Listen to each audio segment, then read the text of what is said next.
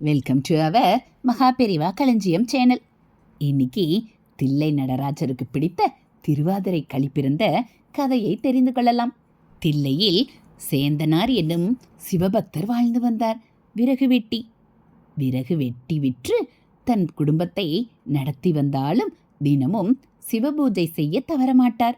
அத்துடன் தன்னை நாடி வரும் சிவனடியார்களுக்கு விருந்தளித்து மகிழ்வார்.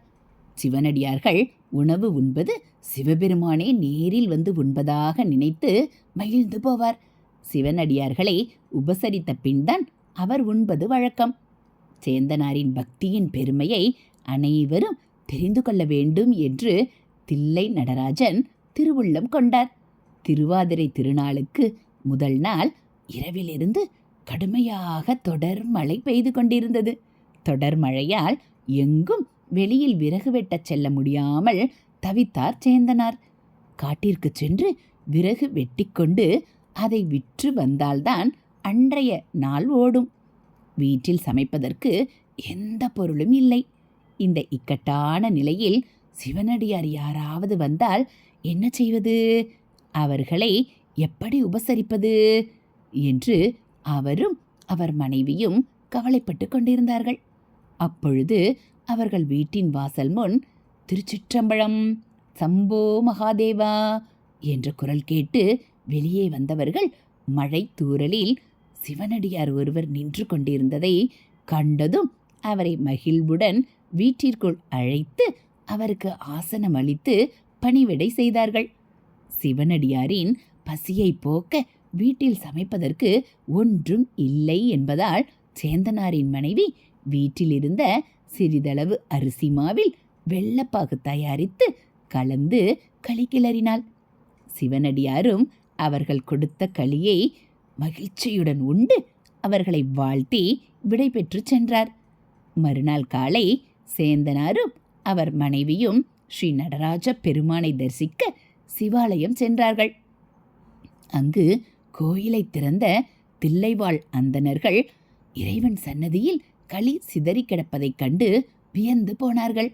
சேந்தனாரும் அவர் மனைவியும் இறைவன் முன் களி சிதறி கிடப்பதைக் கண்டு ஆச்சரியமடைந்தனர். சேந்தனாரும் தனது வீட்டிற்கு சிவனடியார் வந்ததையும் அவருக்கு களி கொடுத்து உபசரித்ததையும் அந்தணர்களிடம் கூற, இது நடராஜ பெருமானின் திருவிளையாடல் என்பதை அறிந்து சேந்தனாரையும் அவரது மனைவியையும் போற்றி மகிழ்ந்தார்கள். அன்றிலிருந்து மார்கழி திருவாதிரை திருநாளில் களி செய்து ஸ்ரீ நடராஜ பெருமானுக்கு நிவேதனம் செய்வது வழக்கமாகிவிட்டது என்று புராணம் கூறுகிறது. மார்கழி மாத திருவாதிரை அன்று விரதம் மேற்கொண்டு திருவாதிரை களியை உண்பவர் நரகம் செல்ல மாட்டார்கள் என்பது நம்பிக்கை. அதோடு ஆருத்ரா தரிசனம் பற்றிய ஐதீக கதையையும் தெரிந்து கொள்ளலாம். தாருகாவனத்து முனிவர்கள் சிவபெருமானை நிந்தித்து ஒரு பெரு வேள்வி நடத்தினர். சிவனார் பிச்சாடனர் வேடமேற்று பிச்சை எடுக்க முனிவர்களின் இல்லங்களுக்கு சென்றார். முனி பத்தினிகள் தம்மை மறந்து பிச்சாடனராகிய சிவபெருமான் பின்னே செல்லலாயினர். இதனால் வெகுண்ட முனிவர்கள் வேள்வி தீயில் மத யானை, முயலகன், உடுக்கை, மான், தீப்பிழம்பு என்பவற்றை தோற்றுவித்து சிவன் பால் ஏவினர். சிவனார் மத யானையை கொன்று அதன் தோலை அணிந்தார். மற்றவைகளை தானே தரித்து கொண்டு முயலகன் மீது வலது காலை ஊன்றி இடது காலை தூக்கி நடனமாடி முனிவர்களுக்கு உண்மையை உணர்த்தினார். இதுவே ஆருத்ரா தரிசனம் என்று சொல்லப்படுகிறது. இதுபோல ஆன்மீக கதைகளை நீங்கள் தெரிஞ்சுக்கணும் அப்படின்னா மறக்காமல் நம்ம சேனலை சப்ஸ்கிரைப் பண்ணுங்கள். கூடவே பெல் ஐக்கானை கிளிக் பண்ணி ஆளுங்கிற பட்டனையும் அழுத்திடுங்க.